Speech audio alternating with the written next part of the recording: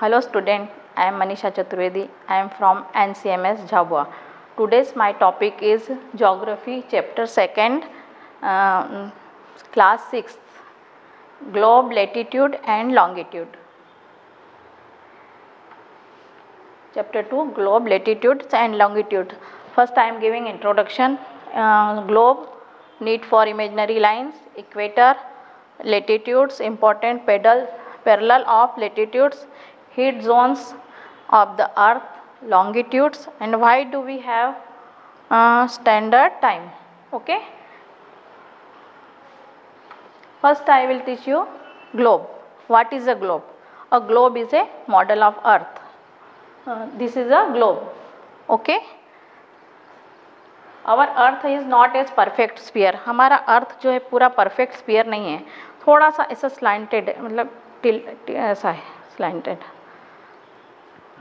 It is slightly flattened at the poles and the bulge in the middle. This shape is called spheroid और geoid.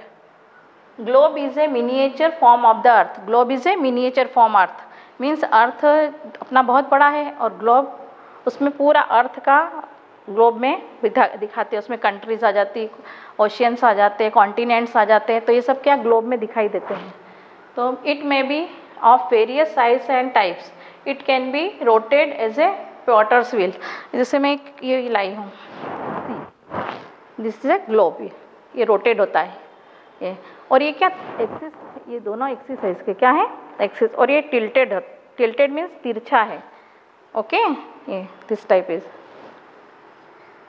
A needle is fixed to the globe is a tilted manner which is called its axis. The globe can be move axis connect the two poles, north pole and south pole. Means ये इसके axis है और ये tilted है means तिरछे हैं ये, और ये रोटेट होते हैं. The real earth has no such needle. और जो रियल अर्थ जो है उसमें कोई निडल नहीं रहती. ये तो इमेजिनरी लाइन है, जो है वो इमेजिनरी लाइन है. It moves around its axis which is in imaginary line. मतलब ये पूरी इमेजिन किया हुआ है, अपन ने इमेजिन किया है कि इसमें ये लाइन होगी, इसमें वो लाइन ऐसी होगी, तो उसके अकॉर्डिंग हम प्लेस, लोकेशन और कॉन्टिनेंट, कंट्रीज़ का पता लगाते हैं. Need for imaginary lines. अब हमें इमेजिनरी लाइन की ज़रूरत क्यों होती है?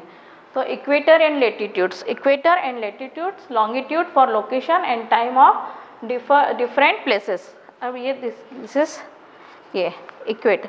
ये मान लो ये अपनी अर्थ है. ओके. तो अर्थ से जो बीच की सेंटर की जो लाइन जा रही है उसे हम क्या कहते हैं? इक्वेटर कहते हैं. क्या कहते हैं? इक्वेटर. और ये अर्थ 2 पार्ट्स में डिवाइड हो गई है, हाँ, नॉर्थ और ये साउथ. ओके. तो equator first I will teach you equator. Equator is an imaginary line which divides the earth into 2 equal part. अभी मैंने बताया आपको 2 इक्वल पार्ट. ये जैसे मान लो ये अर्थ है, तो इसमें सेंटर से जो लाइन गई है उसको इक्वेटर कहते हैं. और ऊपर वाला पार्ट जो रहता है नॉर्थ और नीचे south part, northern and southern hemisphere. Hemisphere means आधा. तो आधा पूरा अर्थ ऐसा है, आधा से वो हो गया इक्वेटर. तो ऊपर की साइड में क्या हो गया? नॉर्थ, नीचे की साइड में south. It is a very important difference in to locate the places of the earth. और इससे पूरा हम बता सकते हैं कि नॉर्थ में कौन सा कंट्री है, साउथ में कौन सी कंट्री है, कौन सा कॉन्टिनेंट है. और ये सब हम किसके द्वारा करते हैं? नॉर्थ पोल और साउथ पोल के द्वारा. This type is our earth, oval shape. Okay. Not sphere. हमारी अर्थ स्फीयर नहीं है, ओवल शेप में देखिए. Okay. Latitude first will and second latitude. First अपन ने क्या पढ़ा? इक्वेटर. इक्वेटर बीच की अर्थ की जो सेंटर की लाइन रहती है उसको हम इक्वेटर कहते हैं. और अब ये जैसे इक्वेटर है, अभी इसमें लेटीट्यूड कैसा है?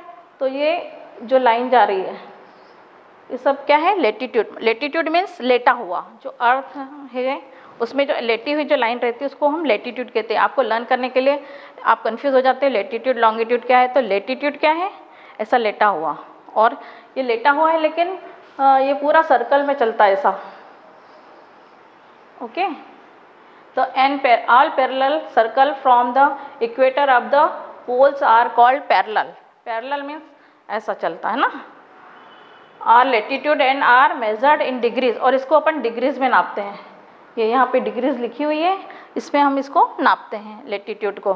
जैसे 23.5 डिग्री, 24, जीरो से स्टार्ट होता है। जीरो पे इक्वेटर पे क्या है, जीरो पे है, 0 डिग्री लेटीट्यूड। ओके, और उससे ऊपर जैसे जैसे जाते चलेंगे तो वो डिग्रीज बढ़ती जाएंगी। Okay,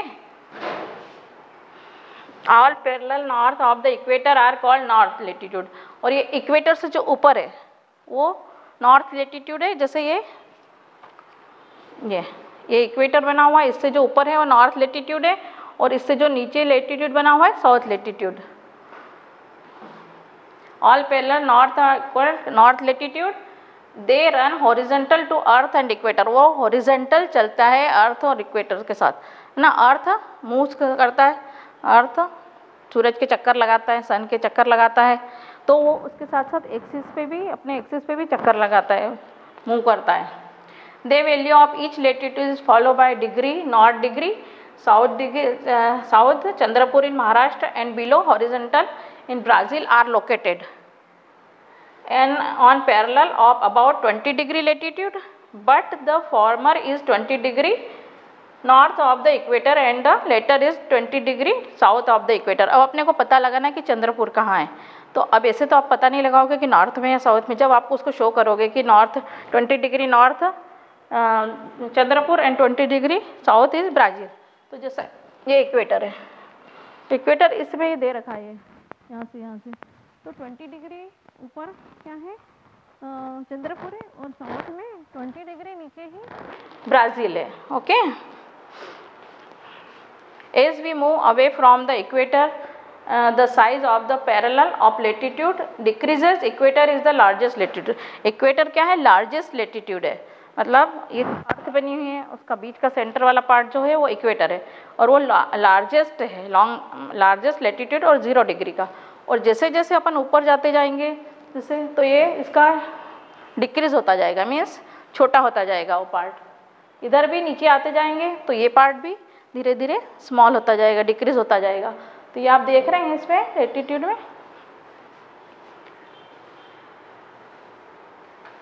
important parallel of latitude. अब इम्पॉर्टेंट पैरेलल ऑफ लेटीट्यूड कौन कौन से हैं? Beside the equator 0 degree, the north pole 90 degree north, and south pole 90 degree south. There are 4 important latitude, means 4 important latitudes है।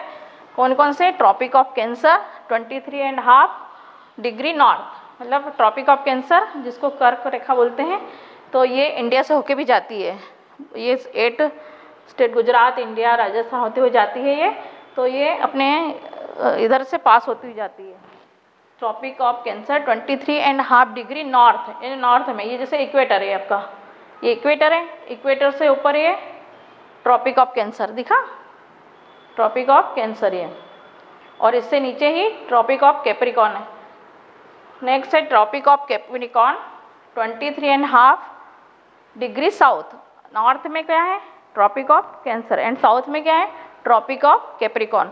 इसका भी 23.5, तो ये जैसे देखें ये 0 डिग्री इक्वेटर है, फिर यहाँ से 1 2 3 करते हुए 23.5, तो ये कैप्रिकॉर्न कैंसर है, ट्रॉपिक ऑफ कैंसर। और ऐसे इक्वेटर से साउथ में जाते जाएंगे नीचे तो tropic of Capricorn 23.5 degree. Next है Arctic circle 66.5 degree north, Arctic. अब आर्कटिक के देखिए बहुत ऊपर है Arctic circle, okay, Arctic circle. और ऐसे ही Antarctic circle 66.5 degree south east. अब ये Antarctic circle year, okay, means ये साउथ में है अंटार्कटिक सर्कल और ये नॉर्थ में है Arctic circle, okay. Heat zone of the earth, heat zone of the earth between the tropic of Cancer and tropic of Capricorn the midday sun is exactly overhead at least once a year. Means ये equator है, equator से tropic of Cancer and tropic of Capricorn, इन दोनों के बीच once a year, मतलब साल में एक बार ऐसा सिर के ऊपर सन आता है जब सूरज, तो इतनी गर्मी रहती है, हीट जोन सबसे ज़्यादा यहाँ पे हीट होती है, इस जोन में। Maximum heat is called torrid zone, और इसको अपन क्या बोलते हैं, टोरिड जोन, क्योंकि यहाँ पे बहुत ज़्यादा हीट होती है।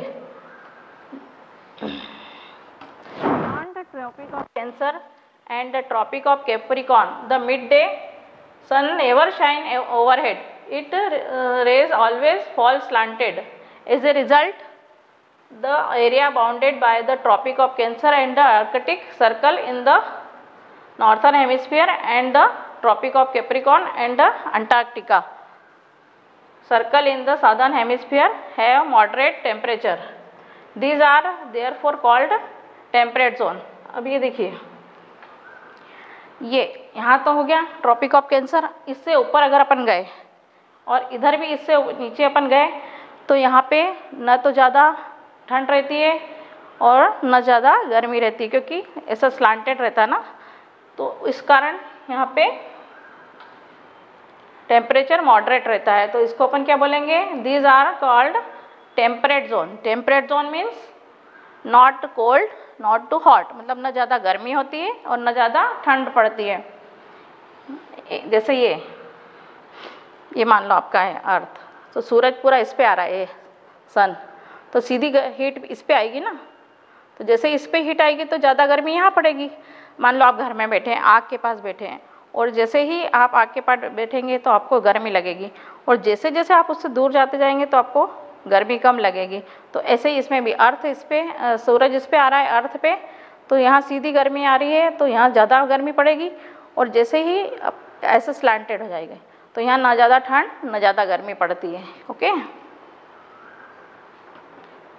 Area that lives between the Arctic circle and the north pole in the northern hemisphere and the Antarctic circle in the south pole is in the southern hemisphere are very cold. These are therefore called frigid zone. अब देखिए, सबसे ऊपर ये है Arctic, सबसे नीचे क्या है अंटार्कटिक, लेकिन दोनों पे सन की रेज नहीं आ रही है। ऊपर है ना ये सबसे ऊपर, तो ये सलांटेड बिल्कुल, तो यहाँ तक सूरज की गर्मी नहीं पहुँच पाती है। तो इस कारण आर्कटिक एंड अंटार्कटिक इन दोनों प्लेस पे बहुत ज़्यादा ठंड पड़ती है, यहाँ सूरज बहुत ना के बराबर निकलता है, तो इसको क्या बोलते हैं, फ्रीजिड जोन। क्या बोलते हैं, फ्रीजिड जोन, जहाँ पे बहुत ज़्यादा ठंड पड़ती है। अब नेक्स्ट है लॉन्गिट्यूड। लॉन्गिट्यूड दिस टाइप, मैंने बताया था लेटीट्यूड मीन्स लेटा हुआ, लॉन्गिट्यूड मीन्स लॉन्ग, जो लंबा रहता है उसे लॉन्गिट्यूड कहते हैं। तो there might be many places in one single latitude. In order to locate them we need a different set of vertical imaginary lines called meridian of longitude. अब ये भी इमेजिन करी हुई लाइन है, इमेजिन करना पड़ता है। अपन ने सभी लेटीट्यूड भी इमेजिन किया, लॉन्गिट्यूड भी अपन इमेजिन करेंगे। उसमें अपन ने north pole and south pole लिया। अब इसमें ये सब एक पॉइंट से निकलती हैं, यहाँ से निकल रही हैं और यहाँ तक जा रही है latitude. The count of longitude begins from the meridian which passes through Greenwich where the British Royal observe located. This meridian is called prime meridian. जैसे ये बीच की लाइन जो है इसको अपन प्राइम मेरिडियन बोलेंगे, क्योंकि इसके लिए भी अपने को कुछ 0 डिग्री तो चाहिए ना, तो प्राइम मेरिडियन ग्रीनविच जिसको बोलते हैं।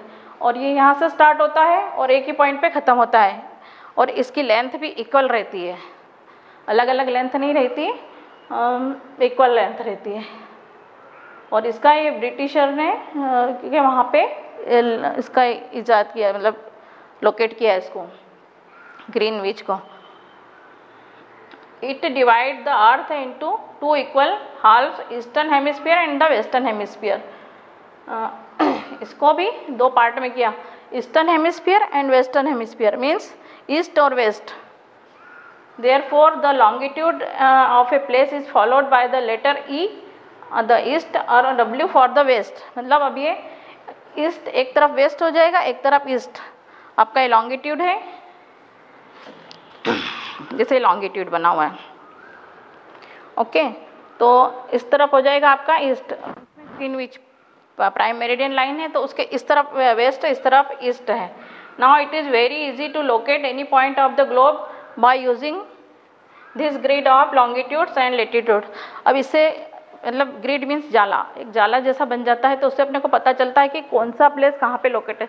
जैसे आपको किसी का एड्रेस पता करना है तो आप पहले उसका एड्रेस देंगे, उसका हाउस नंबर देंगे, सब पूरे लोकेशन देंगे, उसके बाद ही आपको पता चलेगा कि कौन सी प्लेस कहाँ पे।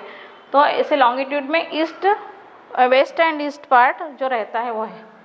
Now it is very easy to locate any point of the globe by using this grid of longitude and latitude. इससे हम पता लगा सकते हैं कि कौन सा एड्रेस कहाँ पे है, लोकेट कौन सी प्लेस कहाँ पे है। Dhubri in Assam is situated at 26 degree north and 90 degree east.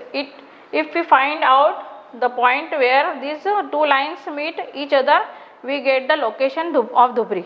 अब हम बता सकते हैं कि धुबरी ईस्ट में है, वेस्ट में कहाँ पे है।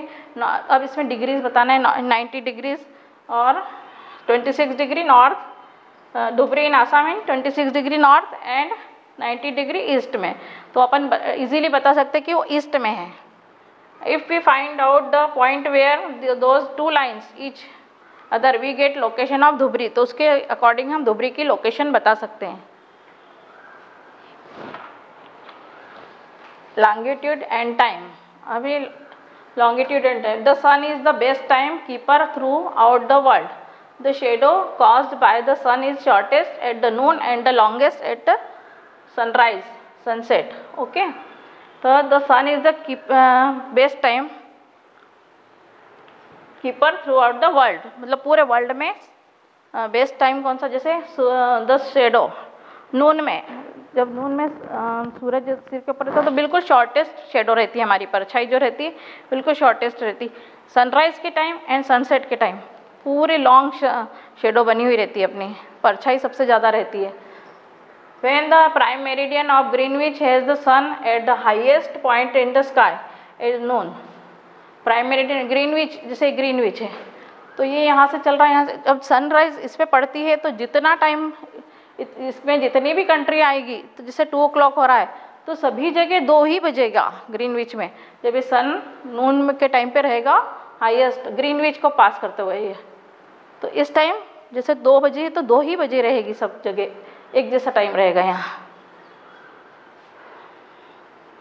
All the places along its meridian will have midday or noon time, the same in all places which fall in some longitude। longitude के अकॉर्डिंग टाइमिंग भी चेंज होता है, जैसे यहाँ पे बता रखा है as the earth rotate from west to east, मतलब हमारी अर्थ रोटेट करती है west to east. The countries in the east gets sunrise earlier than western countries. Japan and Arunachal Pradesh are called the land of the rising sun. जैसे हमारे अर्थ में east part में जो रहता है, ईस्ट कंट्रीज़ में पहले सनराइज़ होता है, क्योंकि सनराइज़ पहले होता है और वहाँ पे जिस भी कंट्री है तो वहाँ सनराइज़ पहले होगा। जैसे Japan and Arunachal Pradesh are called the land of the rising sun. Japan में सबसे पहले सनराइज़ होता है, और वैसे ही इधर देखेंगे आप यूरोप में तो उसमें सुबह सनराइज हो चुका है और ये रात ही रहती इधर, मतलब बहुत ज़्यादा डिफरेंस रहता है। तो इस सनराइज के इसके कारण, सन के कारण। हाँ, Arunachal Pradesh are called land of the rising sun. Arunachal Pradesh भी राइजिंग सन में सबसे पहले उगता है, वहाँ पे भी सूरज सनराइज पहले होता है। Those places east of Greenwich will be ahead of Greenwich time and those of the west will be behind it, मतलब पहले ईस्ट में ही सनराइज होता है, वेस्टर्न साइड वाले हमसे पीछे ही रहते हैं। इंडिया अपने ईस्ट में है।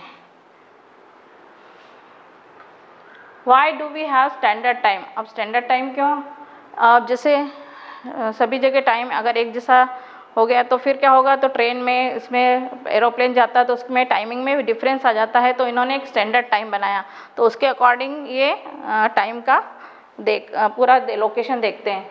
तो India is a vast country, India बहुत बड़ी कंट्री है। Latitude 68 degree in Gujarat to 97 degree in Arunachal प्रदेश।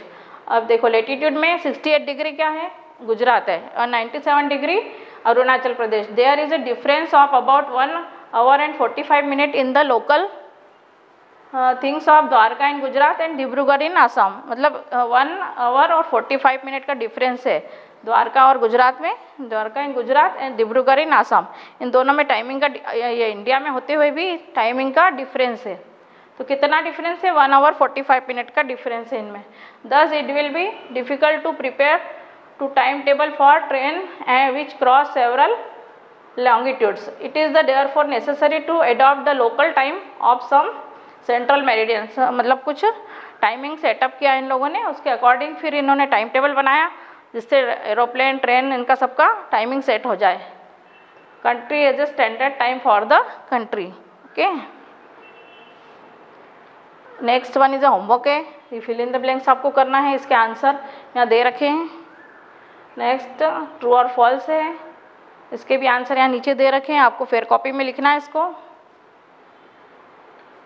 और ये वेरी शॉर्ट आंसर क्वेश्चन है, जैसे व्हाट इज द ग्लोब? तो globe is a true model of the earth, it shows the earth in small form. What are the advantages of globe? Advantage क्या है globe का? ये सब answer आपके यहाँ पे दे के रखे हैं, इसको आपको फेयर कॉपी में लिखना है। Okay, thank you.